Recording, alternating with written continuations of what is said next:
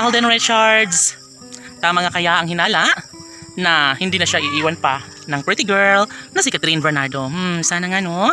Dahil sadya nga naman na karapat-dapat no, sa buhay ni Alden Richards ang lumigaya at makapiling ang babaeng tunay na mahal. Walang iba kundi si Catherine Bernardo lamang. Siyempre, kahit ano pa ang paninira ang gagawin ng mga bashers sa binata at dalaga, hindi nila umano ito titinag, hindi nila umano mawawasak ang relasyong punong-puno ng pag-asa at pagmamahal.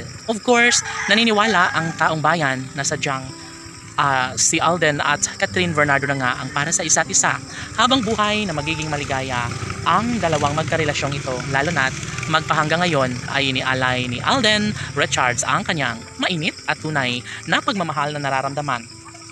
Aminado ang binata na minsan na siya ay nasasaktan at hindi niya umano kaya na basta gano'n na lang ang mangyayari sa kanilang pagmamahalang nagbibigay kaligayahan hindi lamang sa puso ni Alden, maging sa kanilang milyon-milyon na mga taga-subaybay na walang ibang hinangad kundi ang lumigaya, ang maipagpapatuloy ang isang daang relasyong nagbibigay kilig at pag-asa para sa taong bayan.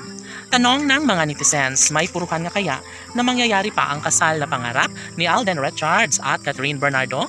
Sana nga na mangyari ang lahat ng ito dahil sadyang naman na punong-puno ng pag-asa ang taong bayan. Lalong minamahal ni Alden Richards ang pretty girl na si Catherine, kaya walang dapat na ipapangamba dahil posible umano na mangyayari pa rin ang isa sa pinaka-inaabangan ng lahat na pagkakatuluyan ng dalaga at binata. Sana'y masaksihan o masilayan ng kalang mga taga-subaybay ang pag-iisang dibdib ni Alden at Catherine. Of course, mananatili umano ang isang magandang pagkakataon, lalo na ngayon na nais ni Alden Richards na makabangon at makabawi buhat sa mapait na nakaraan ng kanyang relasyon.